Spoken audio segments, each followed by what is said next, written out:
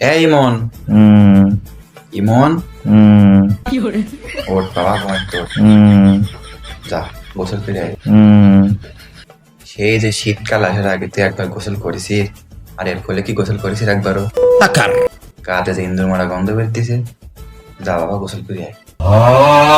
মানে বুঝলাম না আম্মু, তোমার জ্বালায় কি বাড়ি একটা ছোট্ট ফুটফুটে 18 বছর শিশুও কি ঠিক মতন ঘুম পাড়তে পারবে না?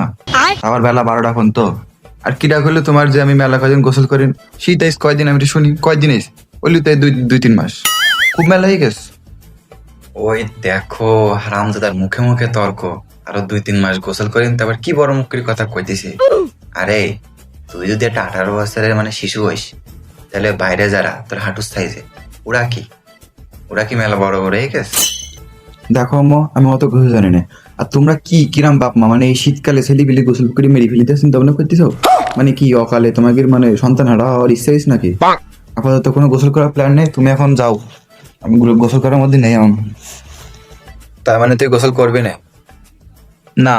তুই তাহলে গোসল করবি না তো? না, তুই গোসল করবি না? কলাম তো না। দাঁড়া তোর আব্বার ডাক দিতিস। কই গো ইমনের আব্বা? আরে আম্মু, তুমিও না কথায় কথায় আব্বুর ডাকতো, ভালোভাবে করলি তো। যাতেছি আমি গোসল করতে, আব্বুর ডাকো কেন?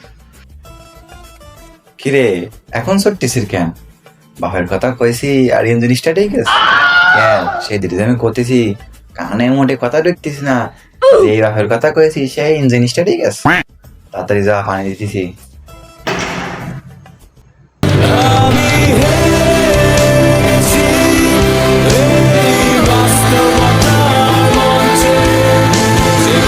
তো এতক্ষণ যে ভিডিওটা দেখলেন, এটা পুরোপুরি আসলে আমি একাই করছি, আসলে আমার সাথে কেউই ছিল না।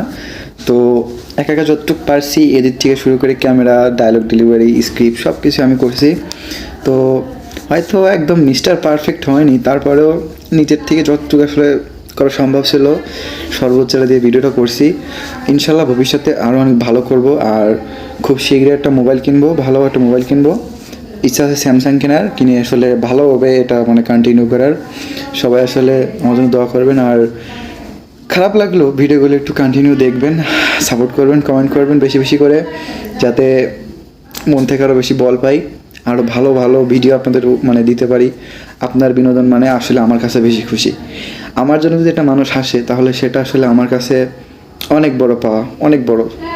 একজন কন্টেন্ট ক্রিয়েটার হিসেবে, ফানি কন্টেন্ট ক্রিয়েটার হিসেবে এটা আসলে মানে যে ক্রিয়েট করে তার কাছে অনেক। সবাইকে ধন্যবাদ, ভিডিওটা সম্পূর্ণ দেখার জন্য অসংখ্য ধন্যবাদ।